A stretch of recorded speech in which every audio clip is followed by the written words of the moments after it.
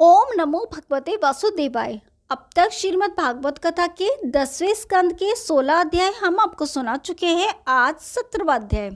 राजा परीक्षित ने कहा, हे सुखदेव जी, रमनकद्वीप जैसे स्थान को छोड़कर काली नाग यमुना जी में आकर क्यों रहता था? यह वृतांत सुनाने की कृपा करें। श्री सुखदेव जी ने कहा, हे परीक्षित, कश्यप जी ब्रह्मा के पुत्र हैं। उनकी अनेक पत्नियां हैं। उनमें एक कद्रु तथा दूसरी विंता नाम की है। कद्रु के गर्भ से कालीनाग आदि बहुत से सर्प उत्पन्न हुए और विंता के गर्भ से 2 पुत्रों ने जन्म लिया। उनमें से एक का नाम गरुण और दूसरे का अरुण हुआ। गरुण श्री नारायण जी के वाहन बने और अरुण को सूर्य देवता ने अपना सारथी बनाया। गरुण तथा कालीनाग रमनकद्वीप में रहा करते थे। एक दिन कद्रु तथा विंता दोनों सोते बैठी हुई थीं। उसी समय कद्रु ने विंता से पूछा, हे बहन, सूर्य के रथ में किस रंग के घोड़े जुते हुए हैं? विंता ने उनका रंग श्वेत रंग बतलाया, परंतु कद्रु ने कहा वे काले रंग के हैं। इसी बात पर झगड़ा करके दोनों ने यह प्रतिज्ञा की कि जिसके बाद मृत्यु हो वह दूसरी की दासी बनकर रहे। जब सर्पों ने यह समाचार सुना तो उन्होंने कद्रु से कहा, हे माता, सूर्य के रथ में श्वेत रंग के घोड़े जुते हुए हैं, इसलिए तू हार जाएगी। तूने हम लोगों से पूछे बिना शर्त कैसे लगा डाली? कद्रु ने उत्तर दिया, हे पुत्रों, अब तुम लोग कोई ऐसा उपाय करो जिससे मेरा कहना सत्य हो जाए, अन्यथा मुझे विंता की दासी बनना पड़ेगा। सर्पों ने कहा, हम लोग उन घोड़ों के शरीर पर लिपट जाते हैं जिससे वे काले दिखाई देने लगेंगे। इतना कहकर वे सर्प सूर्य के घोड़ों से लिपट गए। तब वे काले दिखाई देने लगे। उसी समय कद्रु विंता को साथ लेकर घोड़ों को देखने गई तो वे काले दिखाई दिए। इस प्रकार विंता के हार जाने पर कद्रु उसे अपनी दासी बनाकर घर पे ले आई। हे परीक्षित, जब गरुण जी ने यह हाल सुना तो उन्होंने कद्रु के पास जाकर कहा, तुमने छल करके मेरी माता को दासी बनाया है, सो ऐसा अधर्म तुम्हें उचित नहीं था। अतः अब हमारी माता को मुक्त कर दो। यह सुनकर सर्पों ने आपस में सलाह करके यह उत्तर दिया, हे गरुण, यदि तुम हमें अमृत का कलश ला कर दो तो हम तुम्हारी माता को छोड़ देंगे। गरुण ने उसी समय अमृत का कलश लाकर सर्पों को दे दिया। तब वे अपनी माता को साथ लेकर घर लौट आए। यह समाचार जब देवताओं ने सुना तो उन्होंने विचार किया कि अमृत पीने से जब सर्प अमर हो जाएंगे तो अन्य प्राणियों को बहुत दुख पहुंचाने लगेंगे। यह सोचकर उन्होंने गरुण से कहा, हे गरुण, सर्पों ने तुम्हारे साथ जैसा छल किया है वैसे ही तुम भी छल से अमृत का कलश ले आओ। यह बात गरुड़ ने स्वीकार कर ली।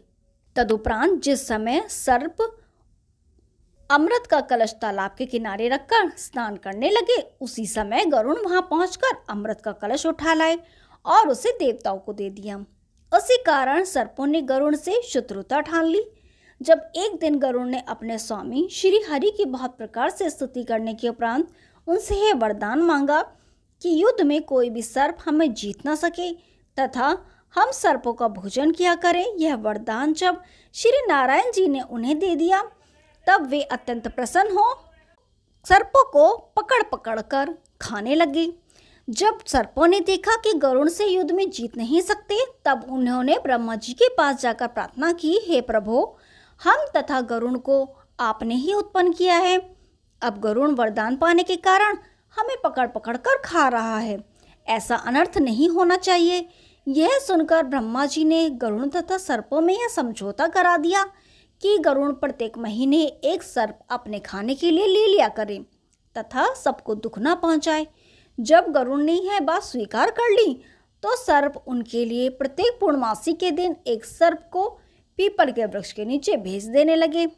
ब्रह्मा जी की आज्ञा अनुसार गरुड़ ने भी केवल उसी सर्प को खाकर अन्य सर्पों को दुख देना बंद कर दिया। तदुपरांत इसी प्रकार बहुत समय बीत जाने पर एक दिन कद्रु के पुत्र कालीनाग की बारी आई। उस समय कालीनाग अपने विष के घमंड में भरकर यह कहने लगा कि मैं और गरुड़ दोनों ही कश्यप जी के पुत्र होने के कारण परस्पर भाई भाई हैं और हम दोनों की पराक्रम शक्ति भी एक दूसरे से कम नहीं है। फिर गरुड़ के सामने मैं दीन होकर अपना शरीर अर्पण क्यों करूं? यह बड़ी लज्जा की बात है। मेरा यह संकल्प है कि मैं गरुड़ को युद्ध में जीतकर सर्पकुल की रक्षा करूंगा। यह सोचकर कालीनाग उस बलिदान वाले पीपल के वृक्ष के नीचे नहीं गया। जब गरुड़ वहां गए तो उसने मार्ग में भयंकर युद्ध किया, परंतु गरुड़ ने उसे अपने चोंच तथा पंखों से घायल करके नीचे गिरा दिया। जब कालीनाग ने यह देखा कि गरुड़ मुझसे अधिक शक्तिशाली है, तब उसने विचार किया कि यहाँ से भागे मेरी बिना मुक्ति नहीं होगी। सौरभ ऋषि के शाप के कारण गरुड़ यमुना के एक सरोवर में नहीं जा सकते हैं। ऐसा निश्चय करके कालीनाग अपनी पत्नियों तथा बच्चों सहित वहां से भागकर यमुना जी के उस विशाल सरोवर में जा छिपा। कालीनाग ने उस शाप का हाल नारद मुनि से सुना था। इतनी कथा सुनकर राजा परीक्षित ने कहा, हे सुखदेव जी, गरुड़ वृंदावन के समीप यमुना तट पर क्यों नहीं जा सकते थे? आप मुझे ये बताने की कृपा करें। श्री सुखदेव जी बोले, हे परीक्षित, ब्रज में एक तपस्वी सौरभ ऋषि एक समय यमुना तट के सरोवर पर बैठे हुए संध्या पूजन कर रहे थे। उसी समय वहां गरुड़ ने आकर बहुत से मत्स्यों को यमुना नदी में से पकड़कर खाना शुरू कर दिया। यह देखकर सौरभ ऋषि ने क्रोध करके कहा, हे गरुड़, जहां हम संध्या पूजा कर रहे हो वहां तुमको यह न करना चाहिए। इसलिए मैंने आज तो तुम्हारा अपराध क्षमा किया, परंतु भविष्य के लिए यह शाप देता हूँ कि यदि तुम फिर कभी इस स्थान पर आओगे तो तुम्हारे सिर के 100 टुकड़े हो जाएंगे। हे राजन, इसी शाप के कारण गरुड़ वहां नहीं जा सकते थे। अस्तु, जब से कालीनाग वहां आकर रहने लगा, तब से उस सरोवर का नाम कालीदह पड़ गया। इतनी कथा सुनकर श्री सुखदेव जी ने कहा, हे परीक्षित, कालीनाग को विदा करने के उपरांत श्री कृष्ण जी बालकों के समान कांपते हुए भयभीत बने से दौड़कर यशोदा की गोद में जा छिपे। उस समय यशोदा ने उन्हें बड़े प्रेम पूर्वक अपने हृदय से लगा लिया। सभी गोपियां तथा गोप उनके पास आ गए तथा उनके शरीर को टटोलकर देखने लगे कि काली के युद्ध में उनके कोई चोट तो नहीं आई है। नंद जी ने श्री कृष्णचंद्र जी को अपने कंठ से लगाते हुए कहा, हे पुत्र, अब तुम बराबर मेरे नेत्रों के सम्मुख रहा करो। इतना कहकर नंद जी ने उनके हाथों से स्वर्ण, गो आदि का दान उनसे कराया। हे परीक्षित, उस दिन सभी ब्रजवासियों ने श्री श्याम सुंदर जी का नवीन जन्म हुआ जानकर अत्यंत आनंद मनाया। प्रेम से व्याकुल यशोदा जी ने प्यारे कान्हा से यह कहा, कन्हैया, मैं तुझसे नित्य मना करती थी कि तू यमुना तट पर खेलने मत जाया कर, तो भी तूने उसे ना मानकर हमें इतना दुख पहुंचाया। उस समय श्री श्याम सुंदर ने यह उत्तर दिया, हे माता, रात को मैंने एक स्वप्न देखा था, वही सत्य हो गया। अब आगे तुम्हारी बात जरूर माना करूंगा। फिर कालीनाग का वृतांत सुनाते हुए उन्होंने कहा, हे माता, जब मैं जल के नीचे पहुंचा तो कालीनाग को देखकर अत्यंत भयभीत हुआ। कालीनाग से जब मैंने कहा कि मुझे बाबा नंद जी ने कमल के फूल लाने के लिए भेजा है, तो वह बड़ा खुश हुआ और मुझे फूलों सहित यहाँ तक पहुँचाने आया। उस समय श्री दामा आदि ग्वाल वालों ने श्री कृष्ण जी से यह कहा, हे कन्हैया, तुमने हमसे जो कुछ कहा था वह करके दिखला दिया, अब तुम हमारा अपराध क्षमा कर दो। यह सुनकर श्री कन्हैया जी ने हंसते हुए उत्तर दिया, हे भाई, तुम तो मेरे सखा हो, मेरी तुम्हारी लड़ाई घड़ी भर की थी। इतना कहकर श्याम जी हंसने लगे और सबके देखते श्री दामा की गेंद उसे दे दी। ओम नमो भगवते वासुदेवाय। 17वां अध्याय समाप्त हुआ। अब 18वां अध्याय। श्री सुखदेव जी बोले, हे परीक्षित, ऐसे आनंद के अवसर पर एक दिन कंस का भेजा हुआ एक प्रलाम्बसुर नामक असुर गोप बालक का रूप धारण कर कृष्ण जी के टोल में आ मिला। उस दस्त को श्री कृष्ण जी के अलावा अन्य कोई भी नहीं पहचान सका। उस समय नटनागर कृष्ण ने संकेत करके बलराम जी को यह समझाया कि यह ग्वाला अपना सखा नहीं है, यह कोई असुर है जो वेश बदलकर मुझे मारने के लिए यहाँ आया है। इस समय यह ग्वाले का रूप रखे हुए है, जब यह अपने असली रूप को प्रकट करे उसी समय तुम इसे मार देना। यह सुनकर बलराम जी ने भी संकेत से जवाब दे दिया। तदुपरांत वे दोनों भाई उस कपट वेशधारी ग्वाले के पास जाकर ये कहने लगे, हे सखा, जो लोग कपटी होते हैं उन्हें हम अपने साथ नहीं रखते, इसलिए तुम भी कपट को त्याग कर हमारे साथ आनंद पूर्वक खेलो। इतना कहकर श्री कृष्णचंद्र जी ने अपने सब सखाओं को बुलाकर प्लम्बासुर सहित आधे ग्वालों को तो अपनी ओर और आधे ग्वाले को बलराम जी की ओर करके खेल खेलने लगे। तदुपरांत अंधी बुढ़िया का खेल खेलते हुए यह निश्चय किया कि आंखें बांधकर तालियों के शब्द से सहारे से जो लड़का ठीक लक्ष्य पर ना पहुंच सके उसे उस ओर के सब लड़के दूसरी ओर के सब लड़कों को अपनी पीठ पर बैठाकर उसे पर्वत तक ले जाएं तथा वहां से फिर लौटकर वापस लाएं। इस खेल में श्री कृष्णचंद्र जी ने अपनी जोड़ श्रीदामा नामक ग्वाले के साथ रखी तथा बलराम जी की जोड़ प्रलंबासुर के साथ निश्चित हुई। जब खेल खेलते समय श्री कृष्ण जी हार गए तब श्री श्याम जी ने श्री दामा को अपनी पीठ पर बैठाकर और प्रलंबासुर ने बलराम जी को अपनी पीठ पर चढ़ा लिया। इस प्रकार श्री मुरली मनोहर की ओर के सब ग्वालों ने बलराम जी की ओर के सब लड़कों को अपनी अपनी पीठ पर बैठा लिया। उन्हें लेकर चरण पहाड़ी पर्वत की ओर चले।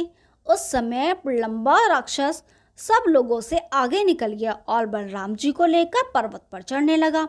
बलराम जी उसका कपट जान गए और उन्होंने उसके कान ऐंठ कर कहा, अबे नादान घोड़े ठिकाने चल। बलराम जी के शब्दों से वह चल गया और तुरंत ही उसने अपना असुर रूप प्राप्त कर लिया। उसके काले शरीर पर गौरवर्ण बलराम जी ऐसे सुशोभित हो रहे थे मानो शाम घटा में चंद्रमा शोभा पा रहा हो। उसके कानों के कुंडल बिजली के समान चमक रहे थे।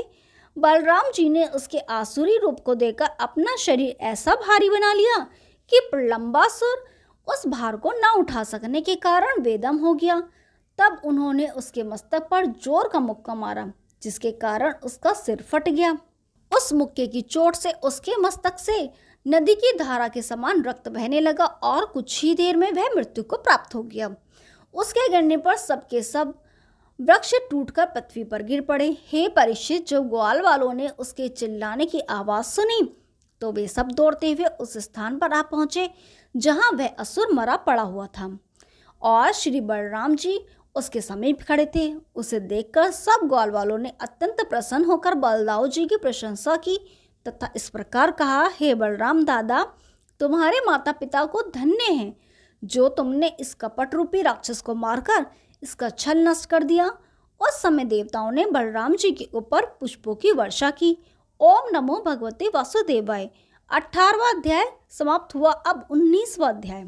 श्री सुखदेव जी कहने लगे, हे राजन, जिस समय ग्वाल बाल प्रलंबासुर के मृतक शरीर का तमाशा देख रहे थे उसी समय सब गौएं धरती पर चढ़ती हुई मूंज वन में जा पहुंची। जब दूर तक ढूंढने पर भी उनका कोई पता नहीं चला तब सब ग्वाल बाल अलग अलग टोलियां बनाकर उनका नाम पुकारते हुए उन्हें ढूंढने लगे। उसी समय एक ग्वाले ने आकर श्री कृष्णचंद्र जी से यह कहा कि हे भाई, सब गौएं मूंज के घने वन में घुस गई हैं और सब ग्वाल बाल उन्हें ढूंढते हुए इधर उधर भटक रहे हैं। यह सुनकर श्री कृष्णचंद्र जी ने कदम के वृक्ष पर चढ़कर ऐसी बांसुरी बजाई कि सब गौएं मूंज के वन से निकलकर श्री कृष्णचंद्र जी की ओर भागती हुई चली आई।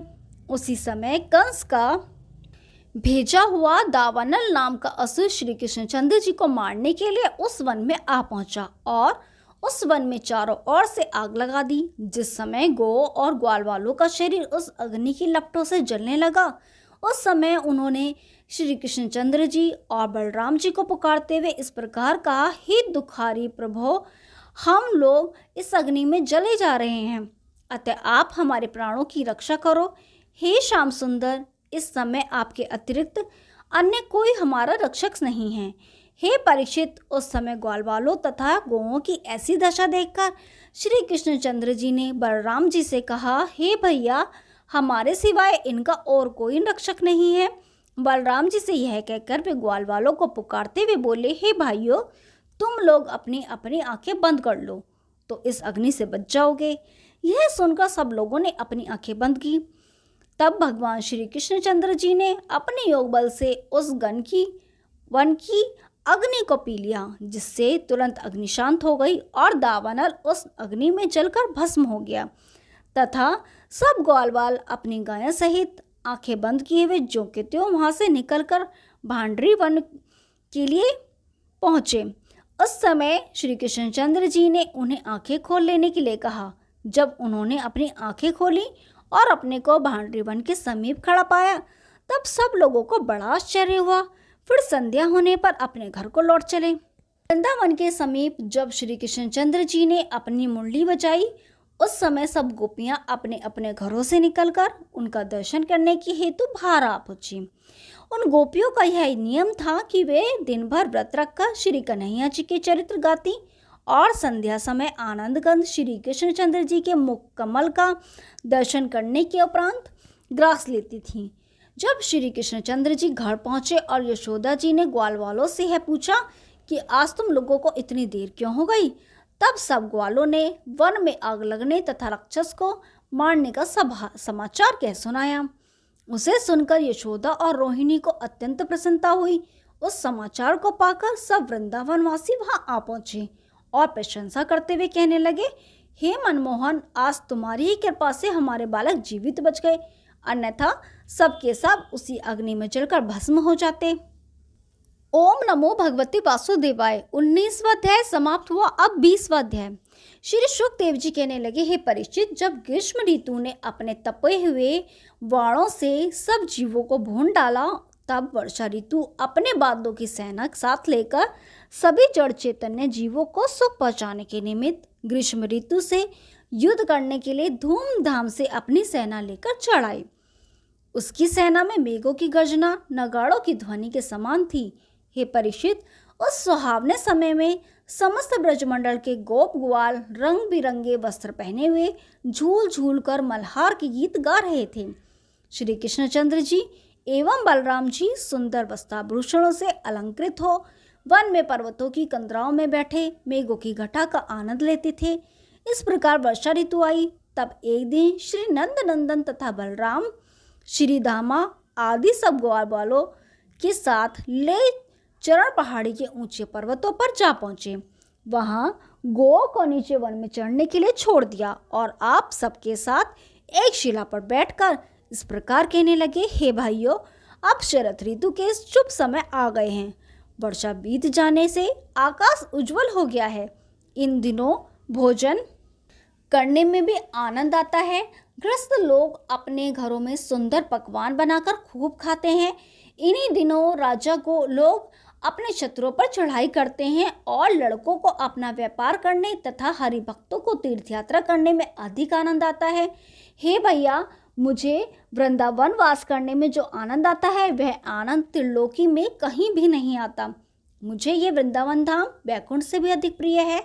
यहाँ के वृक्षों को कल्पवृक्ष के समान जानना चाहिए। वृंदावन के सभी प्राणी मुझे अपने प्राणों से बढ़कर प्यारे हैं। श्री कृष्णचंद्र जी के ऐसे वचन सुनकर बलदेव जी बोले, हे दीनानाथ, मैं आपसे यह वरदान मांगता हूँ कि आप जहाँ कहीं भी जन्म ले वहाँ मुझे अपने साथ अवश्य रखें। श्री कृष्णचंद्र जी ने उत्तर देते हुए कहा, हे भैया, तुम क्या कह रहे हो? मैं तो तुम्हें एक क्षण के लिए भी कभी अपने से अलग नहीं कर सकता। तुम्हारे ही निमित्त तो मैं गोप रूप रखकर इस ब्रज में ये लीलाएं कर रहा हूँ। तत्पश्चात वे सब अनेक भांति से प्रभु की स्तुति करके यह कहने लगे, हे मनमोहन, इस समय हमारी इच्छा है कि तुम हमें वंशी के ताल सुनाओ, इसलिए तुम अपनी बंसी बजाकर हमारी इच्छा पूर्ण करो। ऐसे वचन सुनकर श्री कृष्णचंद्र जी ने अपने हाथ की लकुटिया को तो रख दिया और त्रिलोकी को मोहने वाले सुंदर स्वरों में बांसुरी बजाने लगे, जिसे सुनकर जड़ और चैतन्य सभी प्राणी मुग्ध हो गए। उस समय वन के मृग आदि पशु पक्षी वहां आ उन्हें घेर कर खड़े हो गए। उस समय पक्षियों ने उड़ना छोड़ दिया तथा गायों ने घास चढ़ना भूलकर खड़ी की खड़ी रह गईं। झरने जल बरसाना भूल गए। तब श्री कृष्णचंद्र जी अपनी बंशी में 6 राग तथा 3600 रागनियों का प्रलाप करके सखाओं को आनंदित करने लगे। मुरली नाद करते हुए प्रभु ने अपने नेत्रों तथा भ्रकुटी द्वारा ऐसा भाव प्रकट किया कि सब दर्शक लोग मोहित होकर चित्र लिखे से खड़े रह गए। उस समय इंद्रादिक देवता अपनी अपनी स्त्रियों के साथ विमानों में बैठकर आकाश से फूल बरसाने लगे और यह कहने लगे, ब्रजवासियों के धन्य भाग हैं जो परब्रह्म परमेश्वर इन्हें ऐसा आनंद देते हैं। हे राजा परीक्षित, श्री कृष्णचंद्र जी के मुरलीनाद को सुनकर समस्त गोपियां मुग्ध हो गईं और अपने अपने कामकाजों को छोड़कर घर से निकलकर वन की ओर दौड़ने लगी और परस्पर कहने लगी, बंसी बारे मोहना बंसी तनिक बजाए, तेरी बंसी मेरो मन हरो, घर अंगना न सुहाए। उस समय एक अन्य ब्रजबाला बोली, वन लोटी काना घर आवे, तब हमरे हिये आनंद पावे। यह मुरली है सौत हमारी, अधर बसत इकली बनवारी। तीसरी गोपी कहने लगी, हे आली, इस मुरली में न जाने क्या रस भरा है जो श्री श्याम सुंदर जी इसे हर समय अपने अधरों पर रखे रहते हैं। यह बैरिन मुरली श्री गोपी वल्लभ के अधरा अमृत का पान करके बड़े अभिमान भरे स्वरों में गूंजती है। चौथी गोपी ने कहा, हरे बास की बांसुरी बहुत गई गरवाए, बातें करत आकाश ते शाम अधर रस पाए। जिस समय ब्रज गोपियां इस प्रकार आपस में वार्तालाप कर रही थी, उसी समय श्री कृष्णचंद्र जी अपने प्रिय सखाओं को साथ लेकर मुरली की ध्वनि सुनाते हुए उन ब्रजबालाओं के निकट जा पहुंचे। तब समस्त गोपियां आपस में ये कहने लगी, हे सखियों, जरा देख तो लो, यह हमारी सौत मुरली हमारे प्राणनाथ के अधरों के बीच कैसी शोभायमान लग रही है और इसकी मधुर ध्वनि ने कैसा गजब ढाया है। ओम नमो भगवते वासुदेवाय। 20वां अध्याय समाप्त हुआ। कल 21वां अध्याय शुरू करेंगे। तब तक के लिए नमस्कार।